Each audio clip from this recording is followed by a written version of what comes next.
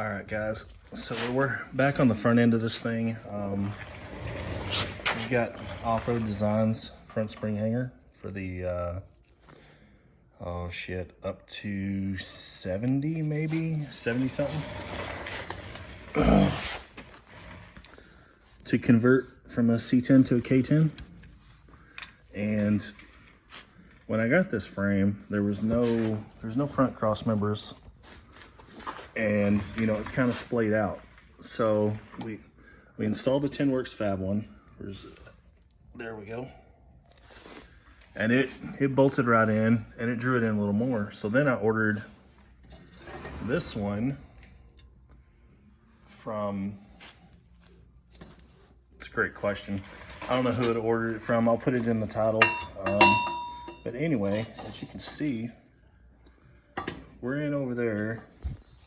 Look at that gap there. So I'm hoping this finish pulling the frame into spec where it needs to be.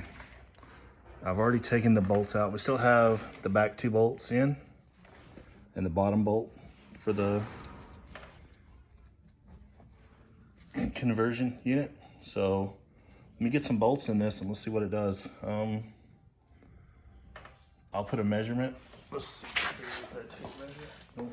Let me find tape measure. I'll put measurement in before and after.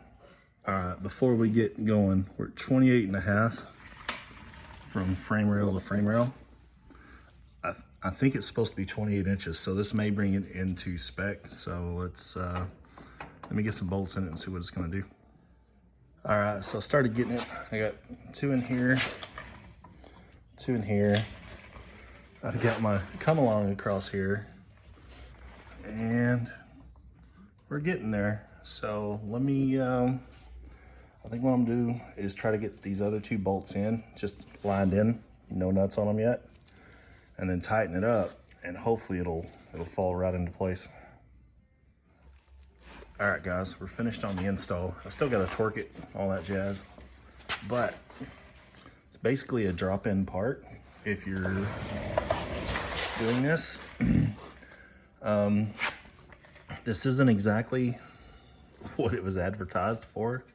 They advertised this for C10s, and well, it is a C10 frame. So we've brought it into 28 inches. I don't know if it's centered or not.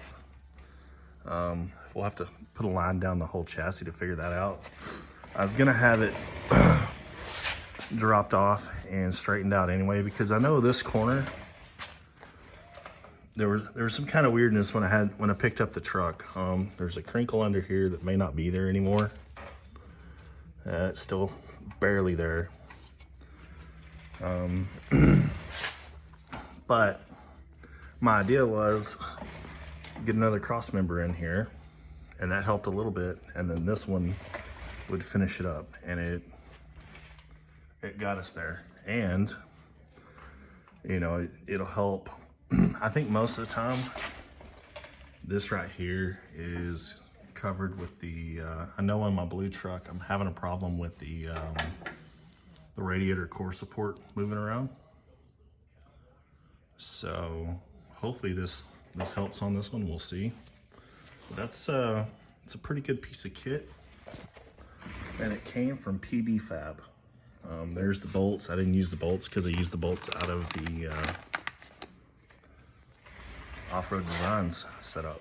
So the next time we see this, we'll be putting springs on it and hopefully moving along. I've ordered the parts for the motor to complete it. I've ordered the transfer case adapter. So moving along. I've got to order a front bumper and all the brackets.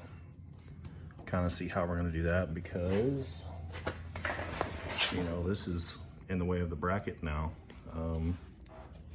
So I think we're gonna have to get kind of special on the front end bracket for the bumper. So we'll see about that. There's no change here. You still got your bolt holes. Those didn't move, but coming from the outside of the bumper and into here, it's gonna be a little weird, but we'll get there. So it's just a little video installing a PBFab front C10 crossmember with the Off-Road Designs conversion setup.